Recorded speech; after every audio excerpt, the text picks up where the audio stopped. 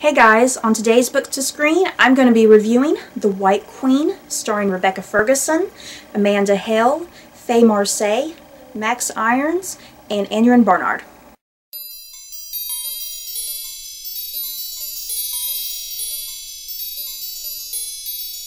The White Queen is a 10-part miniseries that aired originally in the UK and then aired over here in the States on the Starz channel. It's based off of the first 3 books in Phillipa Gregory's The Cousins War series, which are The White Queen, The Red Queen, and The Kingmaker's Daughter. The series takes place during the War of the Roses and starts in 1464. The story follows that of 3 women. These 3 women are Elizabeth Woodville, Margaret Beaufort, and Anne Neville. The whole series is basically about these 2 rival houses of York and Lancaster and this competition to win the throne of England. So before I begin my actual review of this series, I will talk about the books really quickly.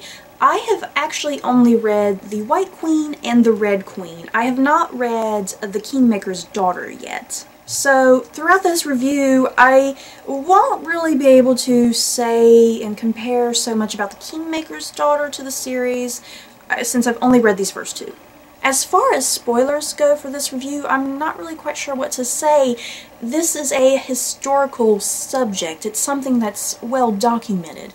So I don't think you can classify this series and these books as containing any type of spoilers. I mean, if you're not familiar with the time period and you're not familiar with who kills who or who dies when or something like that, then I guess that could be spoilers to you, but I'm not going to consider this any type of spoilers since this is based off of historical subject matter. Let me just say that I love Phillipa Gregory. I really love her writing, and I love how she presents these historical women throughout history and gives them new light and perspective. And I love how she just depicts certain things in history. Yes, things may not be historically accurate, but if you want historical accuracy, then go watch the History Channel. This is called historical fiction for a reason. As much as I love Phillipa Gregory, I think the series far outpowers her books, and I think that's maybe a good thing. Well, for one thing, the books take place in the first-person perspective. The White Queen, it's about Elizabeth. Everything is told through her eyes. The Red Queen is told entirely through Margaret's eyes, and then I'm guessing the Kingmaker's Daughter is totally told through Anne Neville's eyes. During the books, you're only getting to experience that character's feelings and thoughts. And for instance, Elizabeth in The White Queen, she is the protagonist. Margaret is the antagonist. But in The Red Queen, Margaret is the protagonist and Elizabeth is the antagonist. So in both books, you see their sides, and both of them see themselves as good, and they both see each other as the villains. So in the miniseries, it's interesting to see all this come together because on occasion, you know, Elizabeth is a good character, but then occasionally you hate her. And the same goes for Margaret. Occasionally you're rooting for Margaret, but then you're also you're like, go away, Margaret. So the series does a good job of kind of showing these conflicting sides and making you feel for each side. And sometimes you either love the character or sometimes you hate them. And I think that's just really great, and it's a great balance in the series. So some of the things that I really loved about the series, I really loved the costuming. I thought the costuming was very gorgeous. Gorgeous hair everywhere. I love the hair, you guys. I wish I had hair like that and could just braid it into all these cool shapes. The locations and cinematography were excellent. Nothing ever felt like you were just in this enclosed studio. You always had a sense of just really being out in the world and being out in those locations. The best thing about this series is by far the cast.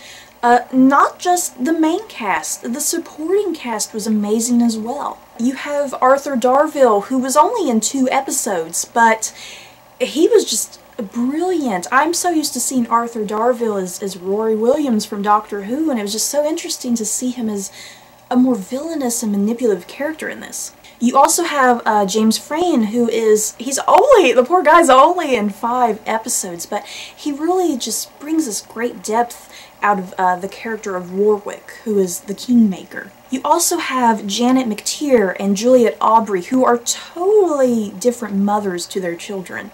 And then rounding out the supporting cast, you also have David Oakes and Eleanor Tomlinson, who are just brilliant as George of York and Isabel Neville. I tell you, on occasion, David Oakes about stole the show. The only thing I've seen David Oakes in is The Borgias, where he played Juan Borgia. I know he was in Pillars of the Earth, and he was a villain in that too, and I didn't get to see him in that, but his performance on The Borgias as Juan was totally mind-blowing. I mean, even on The Borgias, he stole the show, and I think he stole the show on The White Queen as well. David Oakes and Eleanor Tomlinson only got to last for 7 episodes, but they made those 7 episodes brilliant, and they really just brought out so much depth in those characters. So moving on to the main cast, I'll talk first about Rebecca Ferguson, who played Elizabeth Woodville, and Max Irons, who played King Edward IV. I think Rebecca Ferguson and Max Irons had really great chemistry together. I think Rebecca Ferguson was really brilliant at portraying these different sides to Elizabeth. You have the Elizabeth who is sometimes scared of the situation she's in. Then you have the Elizabeth who takes control and command. And you also have the Elizabeth who's very arrogant. She'll look at a character and say something like, "You don't bow before me." And I think Max Irons was really great doing this kingly arrogance, and he did really well at showing like the royal temper. And by the time Edward died, I was seriously devastated. They had just built up so much great chemistry, and Edward's final scenes were just so good and very emotional. Next, I'll talk about Amanda Hale, who played Margaret Beaufort. I was just kind of 50-50 with Amanda Hale's performance. It was a very terrific performance, very powerful, but I think Margaret's just the type of character you either love her or hate her. There were a lot of occasions where I was rooting for her, and you know, she had her whole mantra of, "I want to sign my name as Margaret Regina," and she wanted her son Henry to be on the throne. She was adamant of the fact that her son would be King of England, which he does become King of England later. But then there's also the side of Margaret Beaufort that was kind of just unnerving on times, was her religious devotion. She was always described as being a pious woman, but sometimes her religion it made her crazy. And you would just be watching those scenes and they were just beautifully performed, but at the same time you're thinking, woman, get a hand on yourself. And lastly, I will be talking about Faye Marsay, who played Anne Neville, and Aneurin Barnard, who played Richard III. These two, along with David Oakes, were just outstanding. I can't even think of the words to describe these performances. Faye Marsay and Aneurin Barnard, they need to be nominated for some Emmys. If they are not nominated for some Emmys, I'm going to be so upset. Faye Marsay did a brilliant job of showing Anne Neville as, you know, a teenager and then on up until she's a much older woman. Faye Marsay did such a beautiful job of displaying Anne as this frightened, naive girl on occasion. Something I think the writers did brilliantly as well was to convey early on the paranoia that Anne had, because Anne and her sister Isabel were constantly going on about Elizabeth being a witch, and that was there from the very beginning. So as things develop over the course of the series, that paranoia just builds and builds and builds, and Anne she believes this until her death. So I think Faye Marsay was just so brilliantly cast. She was such a great casting choice for Anne Neville. And she really brought out all of those different aspects of the character, a lot of the contradictory things about her character, and even her hypocrisies. And Aneurin Barnard as Richard III, wow. I think I'm in love with Richard III now. He was hot. But besides him being hot, Richard III was brilliantly cast, brilliantly played. You know, typically Richard III is often described as this villainous character. And the great thing that Phillipa Gregory has done with these books, and what the series has done as well, is to show Richard III in this new light, and make him more a protagonist, or maybe even an anti-hero. And by the end of the White Queen series, you are really just... you have so much sympathy for Richard III. There's these great scenes in maybe the last 2 episodes of the series where Anne and Richard are talking, and she really thinks that he has killed the 2 princes in the tower. The 2 princes in the tower being Elizabeth and Edward's sons. Richard is saying to her, "I've not killed those boys," and then this goes back to the paranoia that Anne has throughout the entire series, but Anne totally thinks that he's done it. But yeah, I think Faye Marseille and Andrian Barnard, just like Rebecca Ferguson and Max Irons, I think they had beautiful chemistry. They played so well off of each other. Every scene was just electric. And it got to a point in the series, even though the series is called The White Queen, I felt like the story turned into the Anne and Richard show, and they totally took over. So that's all the great things that I have to gush about the series, but I do have a few negatives. I don't think they really explained the river's connection with that water goddess, because it's clear that they have some sort of supernatural power, if they really have a supernatural power, or if it's all just coincidence. I don't think they explained that whole thing with the water goddess and the river's connection to it, and why they think they have this power. The water goddess was kind of just briefly mentioned, and I don't think you got a really good handle on that. Another thing that I thought was kind of badly done was the death of Henry VI. He's just a very minor character.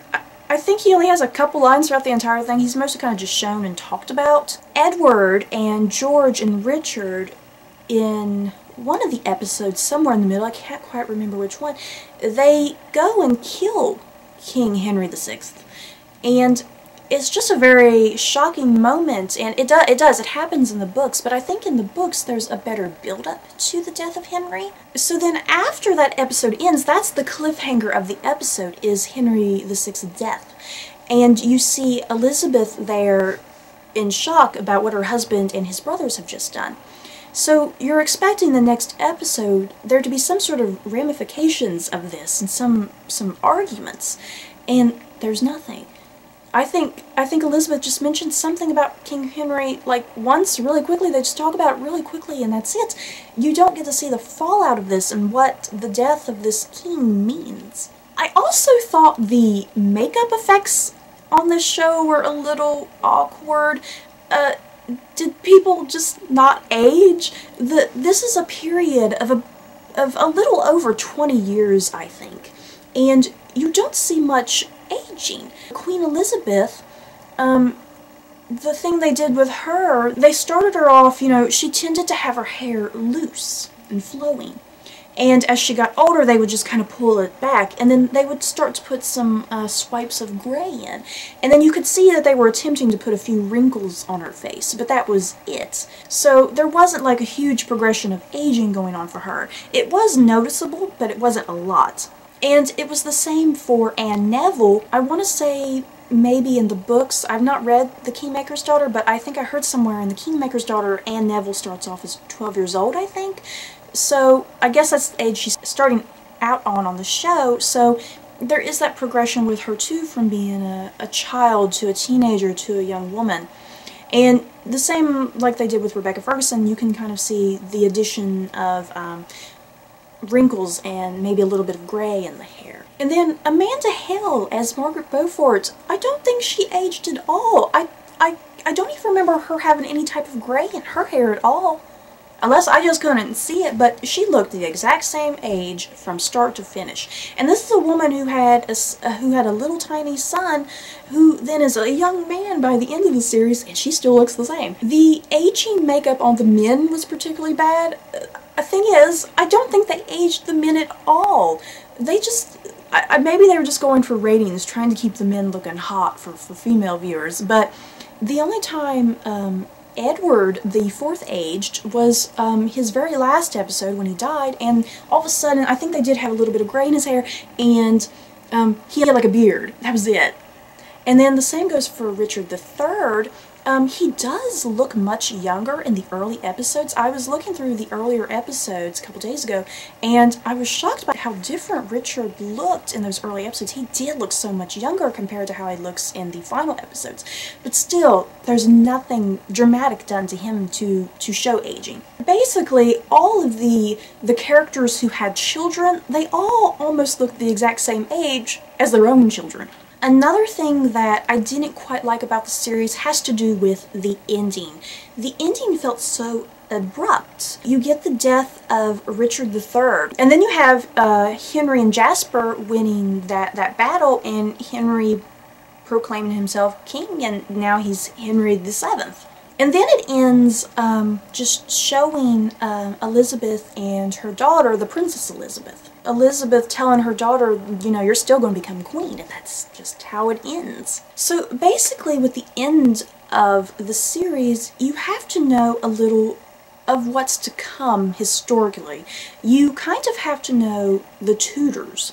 And you have to know that Princess Elizabeth will indeed marry Henry Tudor, who is to become Henry VII. And speaking of knowing your history, you kind of have to know the story of the two princes in the tower, because I believe in one of the Phillipa Gregory books, I want to say it's maybe the end of the White Queen, Phillipa Gregory is talking about how someone later did come along saying that he was one of the lost princes, and like there was some sort of switch out. Like on the series, there is a switch out. One of the princes is switched for like a servant boy. And so you have to kind of know in advance something about that in history there was someone who claimed to be one of those lost princes, but nothing ever really came out of it. So you have to know kind of what Phillipa Gregory is doing there and what the show is doing there. Because you do clearly see that one of the princes is alive. Elizabeth is reunited with him at the end of the book. So it's like you kind of have to know a little bit of history there about a claimant later on. And whether or not that is true, we don't know. The whole mystery of the princes in the tower is never discovered. We never knew. I even felt that the final battle between Richard III's armies and Henry and Jasper's armies, I felt like that was kind of a little anticlimactic. I don't think this would be historically accurate. I don't think Richard III and Henry Tudor met up and physically fought each other, but I think for dramatic purposes and to just form some better conclusion of the series, I would have liked Henry Tudor and Richard III to maybe fight each other in battle, and then Henry Tudor physically kill Richard. Instead, Richard just, I guess this is what really happened to him. He just falls off his horse and then people stab him and kill him. But for more dramatic purposes, I think I would have liked to have seen something a little bit different, even if that would have been historically inaccurate. So that's it for my review of the White Queen miniseries, you guys. I really hope you enjoyed this. I had so much fun watching this series. Like I said, I love the Phillipa Gregory books, and this series is just such a great adaptation, just so perfect. It does maybe start off a tad bit slow, but by episode 5 and 6, I think a lot of things begin to start happening. And then, if you are not obsessed with this show by episode 7, something is wrong with you. The show, by episode 7, and then 8, 9, and 10, it is just a whirlwind of things going on, and events, and just lots of character death. The White Queen is the type of series that I think I could watch over and over again, just like I do the Tudors. If you love history, if you love Plantagenet or Tudor history, you will really love this. Just so much great detail. Everything about the series is beautifully done, beautifully casted, beautifully shot, and I highly recommend it. And I highly suggest you read the books as well. Anyway, so that's it for my review. I hope you guys enjoyed. Don't forget to like, comment, and subscribe, and I'll see you all next time. Bye, guys.